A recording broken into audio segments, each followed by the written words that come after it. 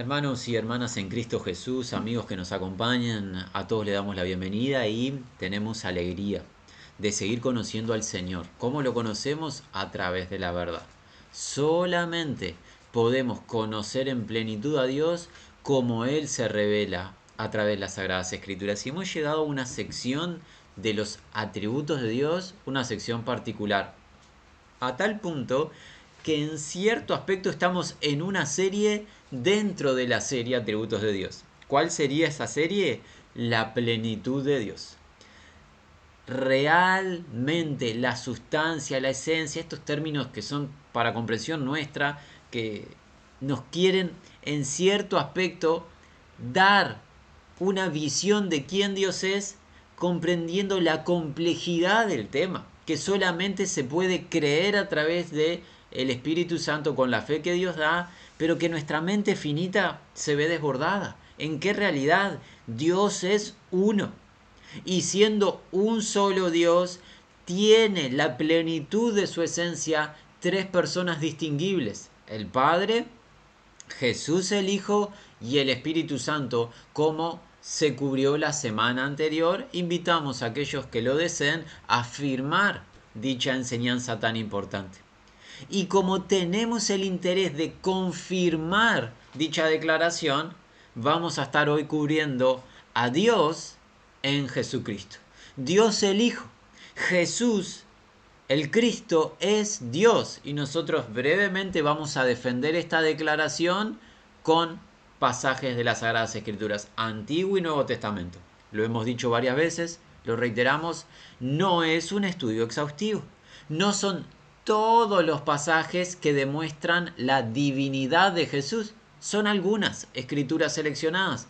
Invitamos a aquel que lo desee, continúe escudriñando. Hay más pasajes que confirman la misma realidad. Jesús el Cristo, el unigénito Hijo de Dios, es Dios junto al Padre. El Padre es Dios, el Hijo es Dios, y la semana entrante, si el Señor lo permite, veremos al Espíritu Santo también.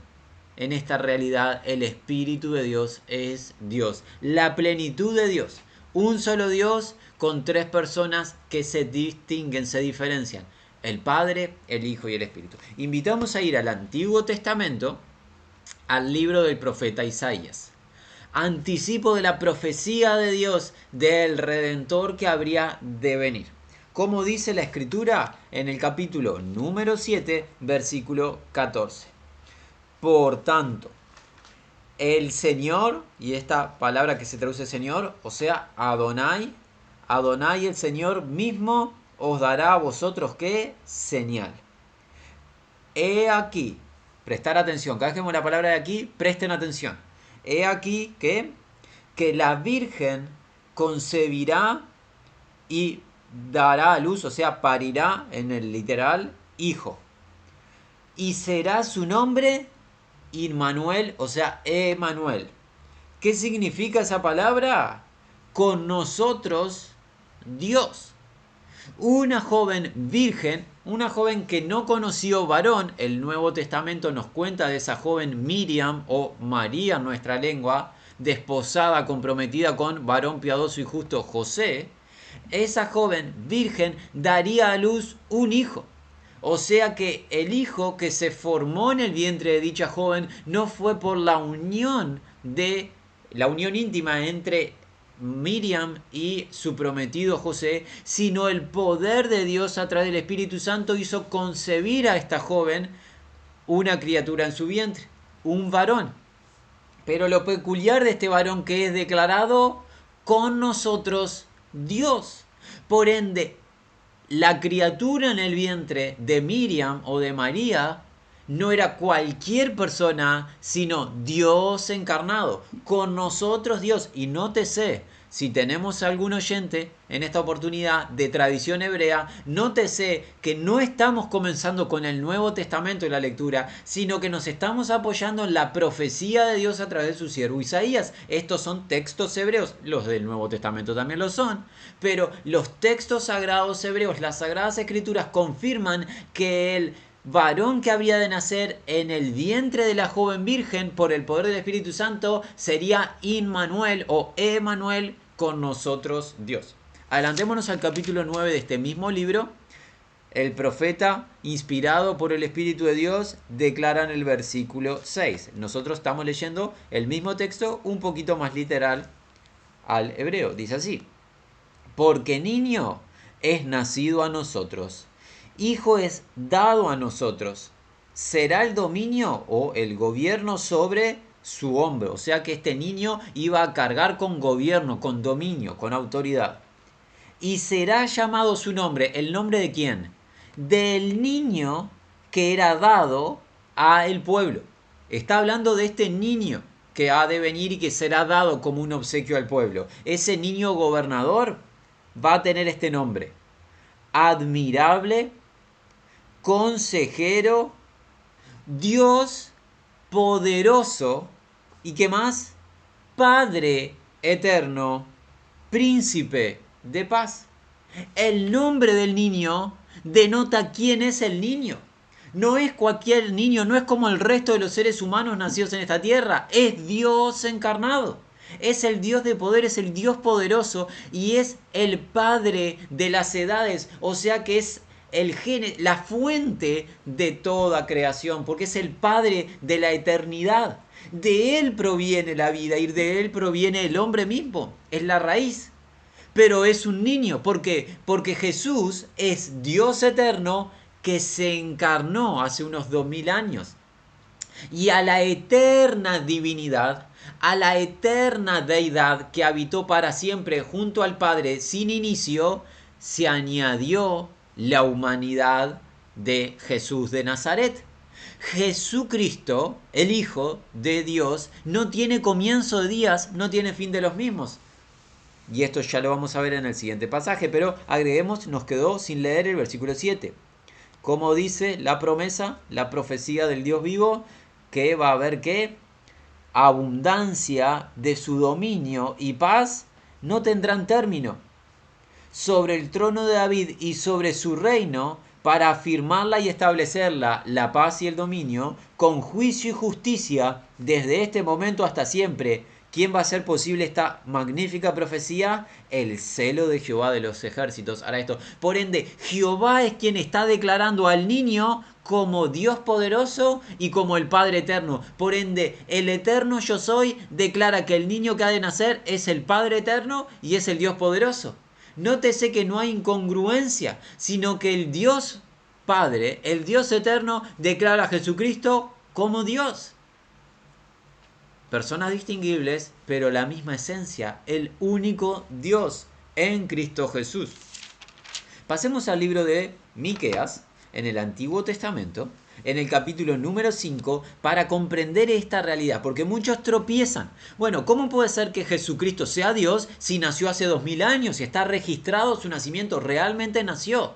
Bueno, lo que comenzó hace 2000 años es la humanidad de Jesucristo, mas no su esencia. La sustancia, la esencia de Jesús existe desde siempre y para siempre, siendo uno con el Padre y con el Espíritu. Miren lo que dice el libro de Miqueas en el capítulo número 5. Dice así, versículo 2. Pero tú, Belén, Belén, esta casa del pan, el pan de Dios. Recuerden, Dios prometió pan desde el cielo para nutrir al hombre, así como lo hizo con el maná en el desierto. Dios ha dado pan para nutrir de vida eterna al ser humano. ¿Quién es el pan? Jesús el Cristo. En la casa del pan, ¿quién iba a venir? Esto dice, pero tú, Belén, o sea, casa del pan, Éfrata, que es un lugar fructífero de productividad, pequeña entre el millar de Judá, entre la multitud de Judá, Belén es pequeñita. Pero ¿qué va a pasar en Belén? Fuera de ti, o sea, que va a venir de ti, proviene de ti, a mí me saldrá, o sea, Dios el Padre está diciendo, a mí me va a salir fuera de ti, fuera de Belén, o sea, desde Belén, ¿qué le va a salir a Dios? El que será gobernador en Israel. Desde Belén va a venir el gobernador de Israel, el príncipe de paz. Recuerden que en Isaías vimos la profecía. ¿Qué característica tenía el admirable consejero? dominio sobre su hombro, un gobierno de justicia con paz sin límite, va a establecer el Mesías rey, el que será gobernador en Israel. Pero aquí está la clave. Y sus orígenes o sus salidas, sus inicios, ¿desde cuándo son? Desde lo antiguo, desde la eternidad. Por ende, el gobernador que va a gobernar Israel, que va a establecer un dominio, un reinado de justicia y paz, tiene inicios en la eternidad. En el principio creó Dios los cielos y la tierra, habíamos leído Génesis 1.1, fue así como comenzamos el estudio atributos de Dios. En el principio, el gobernador ya existía porque no tiene principio ni fin. Desde la eternidad es el gobernador prometido a Israel. Porque Jesús, el Cristo, en su sustancia, en su esencia, no tiene comienzo de días, no tiene fin de los mismos. Amigos que escuchan, ¿qué tiene comienzo? Tiene comienzo la humanidad de Jesús de Nazaret. Eso tiene un punto de referencia histórico en nuestro calendario. En el año 0, el Espíritu Santo, con su poder, revistió a una jovencita virgen llamada Miriam en la región de Israel, y con ese poder del Espíritu de Dios concibió dicha joven la humanidad de Jesús de Nazaret. Por ende, a la divinidad eterna de Jesús se añadió en ese instante, en el año 0 de nuestro calendario, la humanidad de Jesús, y dio a luz Miriam, ¿a quién? A Dios encarnado.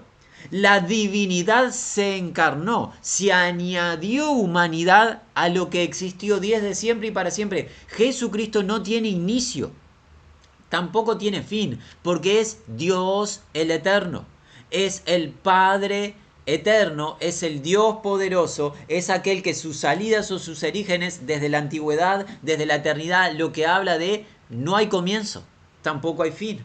Esto es el Antiguo Testamento, las profecías de las Sagradas Escrituras, Dios hablando a su pueblo Israel. Ahora que hemos hecho la base del fundamento, tenemos que ir al Nuevo Testamento, que amplía la revelación, pero como siempre lo decimos, nos queda muy poco tiempo y tenemos todavía algunos pasajes. Invitamos a que cada uno escudriñe. Vamos al Evangelio de Juan. El Evangelio de Juan comienza de esta manera. Evangelio de Juan, este es el cuarto libro del Nuevo Testamento. Para los que aún no están familiarizados con las Sagradas Escrituras, el autor del mismo es el Espíritu de Dios inspirando a un siervo de Jesús el Cristo, Juan, uno de los discípulos. Dice así, nosotros leemos de manera literal Juan a partir del versículo número 1. En principio o en el inicio había sido el Logos. Y el Logos había estado con Dios, con el Dios, en un artículo definitivo, el único Dios, y Dios había sido el Logos. Él había sido, ese verbo ser o existir, con Dios. Todas las cosas a través de Él fueron hechas, y sin Él fue hecha ni una cosa que haya sido hecha. Muy bien. En el principio, ¿qué nos retrotrae este comienzo de la carta o del libro de Juan? A Génesis 1.1. Juan está citando el mismo comienzo que Moisés nos habló en el libro de Génesis. En el inicio, cuando nada había, que Dios ya existía antes que nada existiese, ¿qué pasó? En el principio había estado el Logos que se traduce verbo o palabra. Aún no sabemos quién es el Logos, lo vamos a saber en unos instantes. Pero sí sabemos algo. El Logos o el verbo o la palabra estaba ya en el inicio, antes que existiesen todas las cosas. ¿Y cómo sigue? Y el Logos había estado con el Dios, y la idea es con el único Dios, o sea, el Logos estaba con Dios en el inicio, antes que Dios crease todas las cosas, pero algo más. Y Dios había sido, o sea, era el Logos. O sea que este Logos no solo estaba con Dios en el inicio, este Logos o este verbo o esta palabra era Dios en el principio. ¿Y esto de qué nos habla? esta realidad de la plenitud de Dios. Dios, una sustancia, una esencia en tres personas distinguibles. Porque el verbo estaba con Dios, pero el verbo era Dios. Jesús, el Cristo, anticipamos, ya lo vamos a confirmar que habla de Jesús, el Logos, el verbo, estaba con el Padre y Jesús, el Logos, es uno con Dios. Él había sido o existido con el Dios.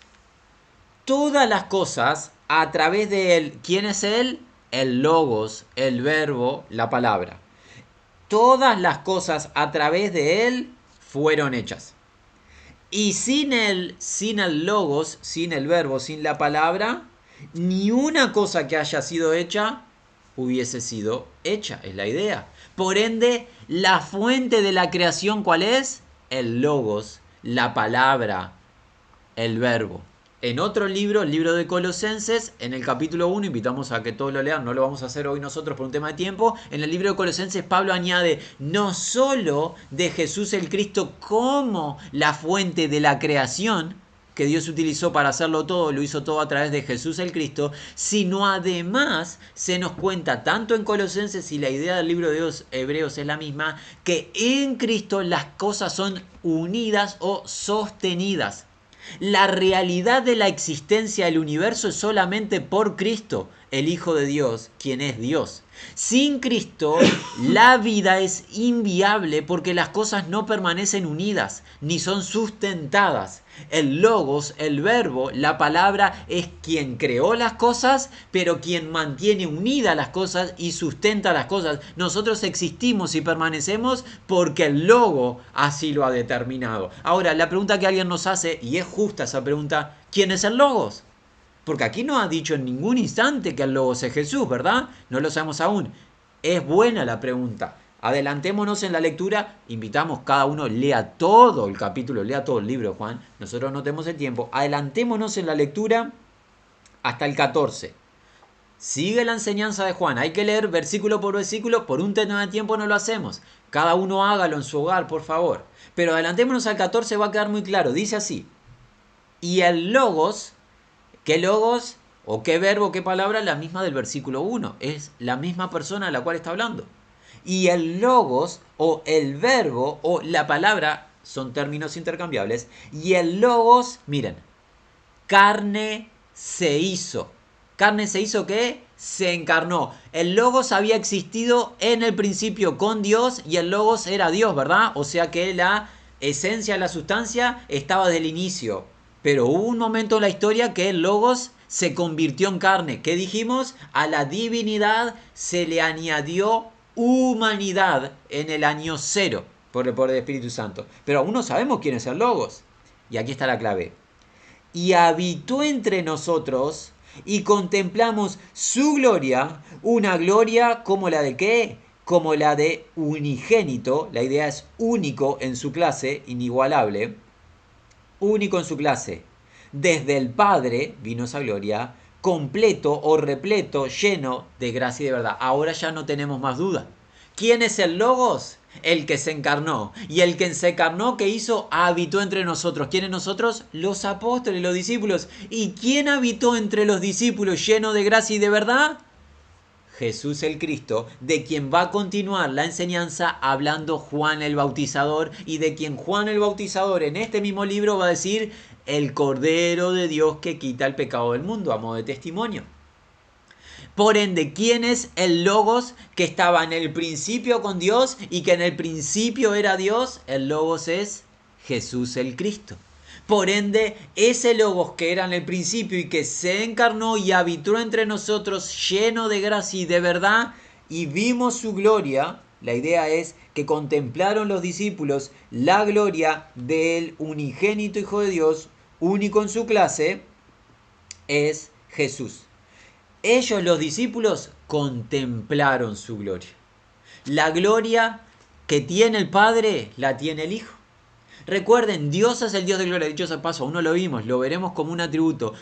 Es enseñado en las Sagradas Escrituras que Dios es el Dios de gloria, del resplandor, del brillo, por su valor. tiene un valor que sobrepasa cualquier tipo de comparación con cosas creadas. El creador irradia brillo por su sustancia de gloria. El Hijo tiene exactamente la misma gloria que la del Padre. No solo refleja la gloria del Padre, el Hijo tiene gloria en sí mismo. Dice Juan, aquí en el versículo 14, que ellos, los apóstoles, contemplamos, habitó entre nosotros y contemplamos su gloria. Una gloria como de unigénito, como de único en su clase, desde el Padre, lleno de gracia y de verdad. ¿Cuándo contemplaron la gloria del unigénito, Hijo de Dios, del único en su clase? Los discípulos en todo el ministerio de Jesús, ciertamente. Pero hay un momento en particular, un acto divino que Pedro, Simón, Jacobo y Juan, su hermano, vieron.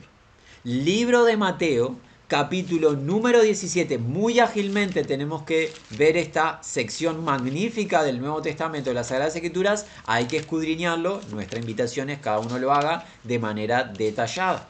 Capítulo 17 leemos de manera literal a partir del versículo 1. Juan nos acaba de decir del Logos que estaba en el principio con Dios, el Logos que era Dios, el Logos por el cual fueron hechas todas las cosas que existen, y sin Logos no existiría ninguna cosa.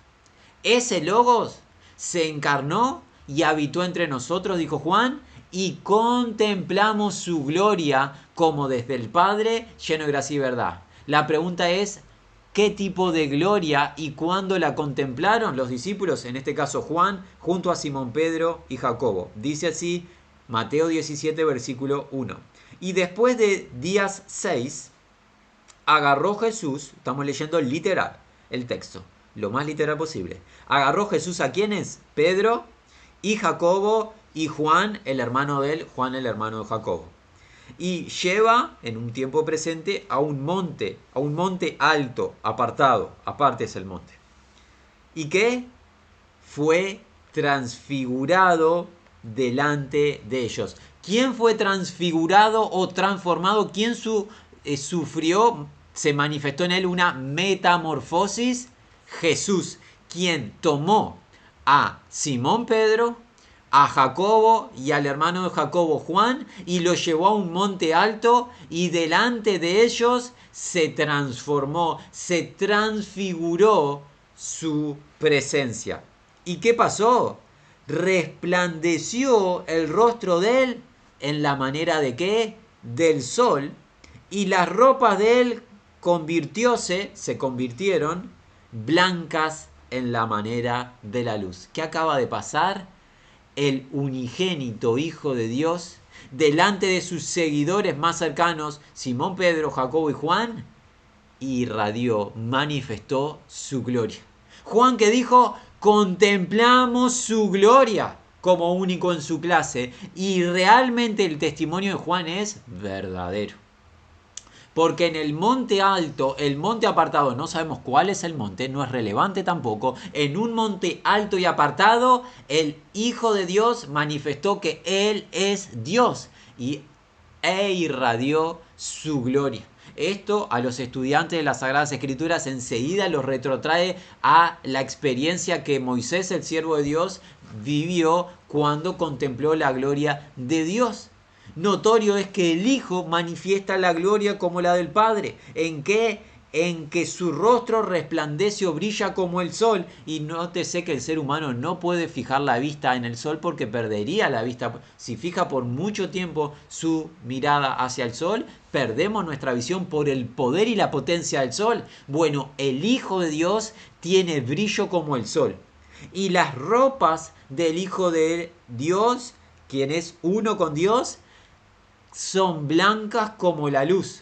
Eso habla de la justicia perfecta del Hijo. Siempre las vestiduras blancas representan obras de justicia. Por ende, el Hijo es justo en perfección. No hay mancha, porque Él es la luz mismo, como se define en este Evangelio y en la carta de Juan. Dios es luz y Jesús es luz. Es la luz que alumbra al mundo. Y aquí damos la lectura al resto de la sección de manera muy ágil. Apareció a ellos Moisés y Elías hablando con él, y ahora respondiendo, pero dijo a Jesús: Quirios, bueno es a nosotros aquí estar. Si deseas, haré aquí 3 tiendas, para ti una, para Moisés una, y para Elías una. Cuando aún estaba hablando, he aquí una nube luminosa que pasó, los envolvió. Y he aquí una voz fuera de la nube diciendo: Este es el Hijo mío, el amado, en quien me he complacido. Y hay un imperativo. No hay duda alguna que la voz que escucharon los discípulos es la voz de la majestad del Padre. ¿Qué tiene como orden la majestad? Hay un imperativo. ¿Cuál es? Sencillo: escuchadle. Y la idea de escuchadle tiene esa declaración de ¿quién? Del siervo de Dios Moisés que aquí apareció. ¿Qué había declarado Moisés a los hijos de Jacob? El Señor vuestro Dios os levantará profeta como a mí. A él oiréis en todo lo que hablase. Y aquel que no escuche la voz de este siervo, de este profeta, será desarraigado, quitado al pueblo. El siervo del Señor, que es uno con el Señor, es Jesús el Cristo. A él hay que escuchar. La majestad nos guía a quién tenemos que escuchar, y la idea es escuchar para obedecer, es confiar en su voz. No simplemente escuchar con un oído pesado, es retener su palabra porque es voz de mando. La majestad se manifestó. ¿Y a quién apuntó? A su Hijo. En el Hijo se complace, porque el Hijo es uno con el Padre, sin discrepancias, sin diferencias. No hay incongruencia entre el Padre, el Hijo y el Espíritu. Hay una comunión perfecta. Dice el 6, y habiendo oído los discípulos, ahora comprenden los discípulos. Luego del delirio de Pedro en la visión, ¿qué dice? Habiendo oído los discípulos, cayeron sobre el rostro de ellos y fueron atemorizados grandemente. ¿Por qué? ¿Se acuerdan de Moisés que pasó? Sobre su rostro cayó y también tuvo temor y temblor de la experiencia de la gloria del Señor. Y aquí, 7, y habiendo llegado Jesús y habiendo tocado, les tocó a ellos y les dijo: levantaos, no temáis. Y habiendo elevado los ojos de ellos, a nadie vieron sino a Jesús mismo solo. Moisés y Elías partieron en la nube y ya no estaban. Y descendiendo ellos fuera del monte, les encargó a ellos Jesús, diciendo: nadie digáis la visión, hasta que el Hijo del Hombre fuera de los muertos sea levantado. Y así continúa. No tenían autorización de revelar la divinidad y esta transformación, esta transfiguración, hasta luego de la resurrección de entre los muertos, donde el Hijo del Hombre, y es la identificación de el Dios eterno con la humanidad en su encarnación, es por eso el título el Hijo del Hombre en la resurrección sea declarada su divinidad con poder de Dios. Así que, ¿qué hemos visto hasta ahora? Y nos quedan 2 pasajes a los cuales vamos a acceder muy ágilmente. Hemos visto que Jesús el Cristo es el Dios eterno. Es uno con el Padre desde el inicio. Es uno sin comienzo, sin fin de los días. Pero el Hijo se encarnó y habitó entre las personas, y las personas, en especial los seguidores inmediatos, vieron su gloria. El Dios de gloria se manifestó entre los seres humanos, y seres humanos contemplaron la gloria de Dios a través de Jesús el Cristo, porque Él es la imagen del Dios invisible, dice el apóstol Pablo en el libro de Colosenses. ¿Qué declaración tenemos? El testigo de estas cosas, Juan, luego, al final de su carrera como un anciano, escribió cartas. En su primer carta, hacia el final de la misma, en el capítulo 5, declara esto. Primera de Juan, capítulo 5, versículos 20 y 21. En especial el 20. Dice así: ahora hemos sabido, en un tiempo perfecto, hemos sabido que el Hijo de Dios ha venido y nos ha concedido, nos ha dado, nos ha otorgado entendimiento. El Hijo de Dios, ¿qué hace? Alumbra nuestro entendimiento, nos da revelación del consejo, la palabra de Dios. Nos ha dado entendimiento para que conozcamos aquel que es verdadero. Recordando que en el versículo inmediato anterior, él mostró la diferencia entre los creyentes y el mundo. El mundo yace, está subyugado bajo el maligno. Pero los que son creyentes al Evangelio tenemos conocimiento de la verdad y conocemos al que es verdadero. Y estamos en el verdadero. Y aquí está lo magnífico. ¿Estamos en el verdadero quién? En el Hijo de Él. Él, el Hijo, es el verdadero Dios y vida eterna. Juan nos cuenta que estamos en el verdadero y el verdadero, el cual es el Hijo, es el verdadero Dios y la vida eterna. Reina Valera lo tradujo así: porque sabemos que el Hijo de Dios ha venido y nos ha dado entendimiento para conocer al que es verdadero, y estamos en el verdadero, en su Hijo Jesucristo. El texto griego no encontramos la palabra Jesucristo, pero sí en el Hijo, eso sí. En su Hijo Jesucristo, este es el verdadero Dios y la vida eterna. ¿Quién? Jesucristo.